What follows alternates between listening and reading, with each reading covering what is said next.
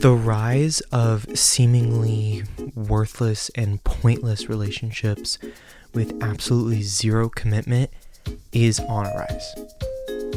I know, you know, we know people, and maybe even ourselves, that have been in relationships like this.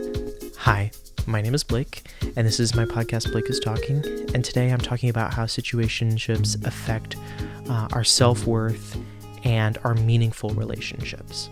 Gen Z has done a really good job of being able to put labels on relationships like these.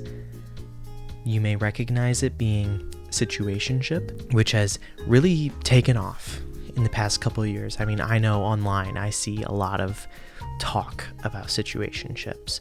I used to really judge people for being in these relationships. Some be like, how do you get into, some kind of relationship and you don't communicate, no boundaries, and there's no sense of commitment to each other, right? I thought that was ridiculous. Coming from a person who's never been in a relationship like that, I thought that was ridiculous. And, I did judge for a long time until I got into my own situationship. And then I understood. I understood why people did it. Now, I want you to kind of think about, maybe a situationship that you've been in, right? And before we get any further into the video, I kind of want to talk and define what is a situationship. A situationship is the border between kind of like friend and lover, where, you're definitely more than friends, but there's not enough communication or commitment for there to be a proper relationship. There's two people that are just not communicating at all and having these unrealistic expectations with zero commitment. And they typically end in the same way that toxic relationships do, in a really messy, ugly way that leaves both sides really uncomfortable and really unsatisfied. I want to invite you to think back about maybe a situation that this has happened to you in, right? Have you ever been in a relationship or a situationship with somebody that, has these exact same attributes? I have. And that's what I'm here to talk about today. My experience with situationships was horrible. So bad. For context, I have only really been in 2 committed relationships in my life, and I'm counting my situationship as one of the committed relationships because it went on for so long. And I'll tell you guys how long it went for a little bit later. You might be a little shocked when I tell you, but situationships are awful, and maybe this is my personal opinion. I've seen some people talk so highly of them, but I'm so skeptical of that. Oh yes, this zero commitment relationship with this person who absolutely does not care about me and only loves me when it's convenient for them. This is wonderful and this is great. I don't believe that. I think you have a really horrible sense of self-worth if that's what you describe as acceptable or okay, right? But that's what I did. For a really long time, I was in a situationship, and looking back, the memories are horrible. The memories are awful because the way I disrespected myself throughout this entire ordeal just to get a sliver of attention, right, is so disgusting. I sacrificed so much of myself just to be able to give this person so many chances, and ultimately it wasn't worth it, right? I was only loved when it was convenient, and that's what situations are. It's all about convenience. These people, myself included at the time, just wanted all of the comforts of a relationship with none of the commitment. My situationship lasted about a year, about 11 months to be exact. And it wrecked me. we can say that. It definitely wrecked me. If you're one of my friends watching this, you absolutely know how much it affected me and how poorly I came out of it. I definitely had a huge crash out, which I will be talking about later. But it went on for 11 months, and it was absolutely miserable. I sacrificed hundreds of hours into this person, so much time, so much commitment, and so much infatuation in a person that ultimately did not care about me. I've had an equal amount of people tell me that oh, well, we were never in a relationship, right? Because there was no communication about that. There was no definition about that. But I've had, the same amount of people tell me, you were definitely in a relationship. Because, I'm not going to get into super personal details, but the things that were said and done were very much we were in a committed relationship, right? But again, it was like that convenience thing. Like, it only was when it was convenient, which is so sad. But, for a long time, I also questioned that. I'm like, oh, was this a situationship, or was this a real relationship? And I don't care. I don't care, because it ended the same. It ended with me breaking it off and getting really, really sad and really, really upset about it. And then absolutely just having my entire worldview about relationships changed, which is a very common experience for people who are looking for committed relationships but find themselves in some kind of situationship. So they're like coming out of it and they have this like huge shift about what they think of relationships after that, right?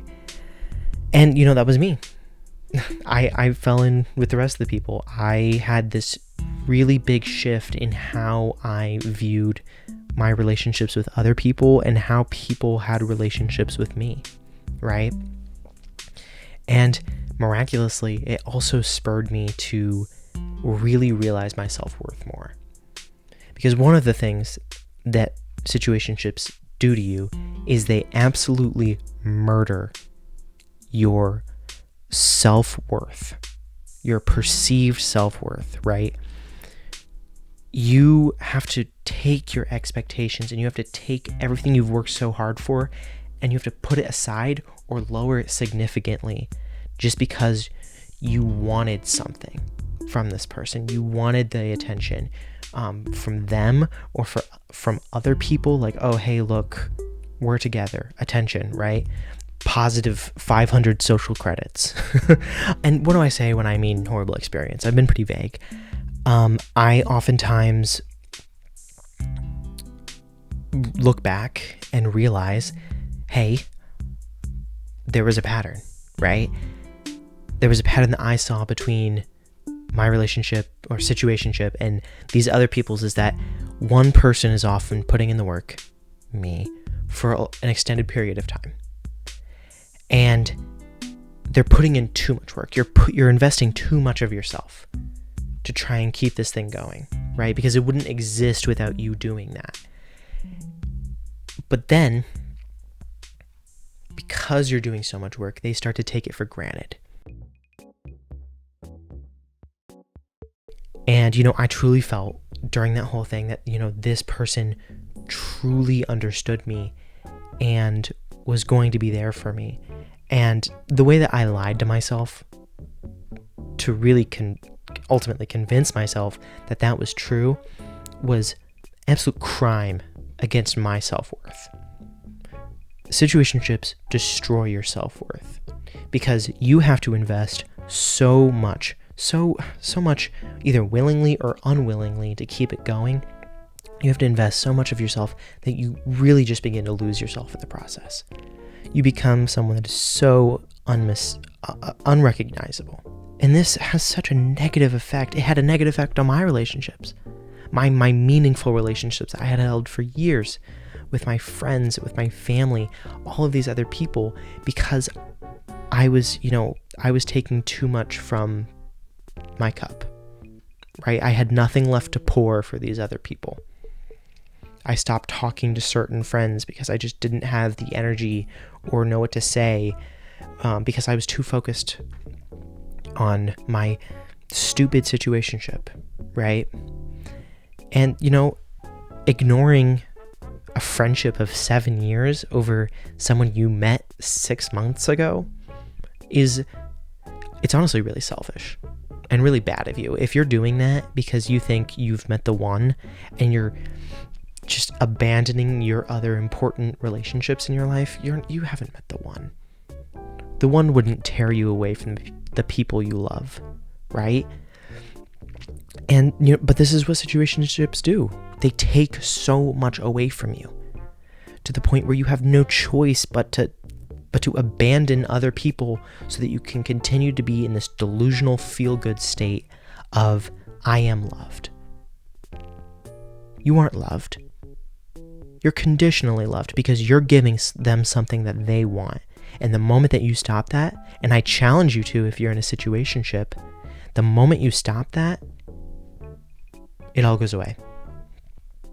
And it's scary to think about that because there's a point in your situationship where you begin to consciously realize that you're like, if I truly stop right now doing this, I think it's going to have a really bad effect on our relationship.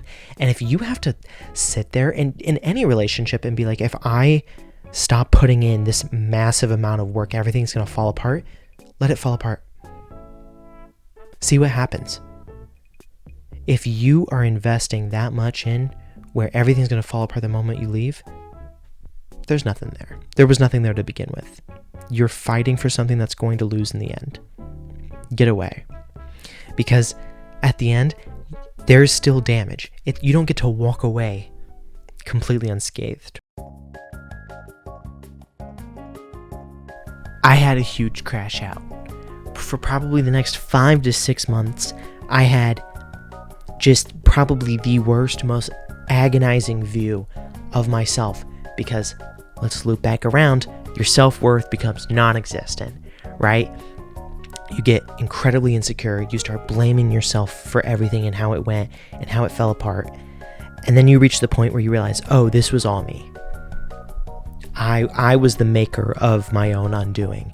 And then you get into this second part where you're like, oh, well, now I need to feel incredibly guilty about the fact I did this to myself.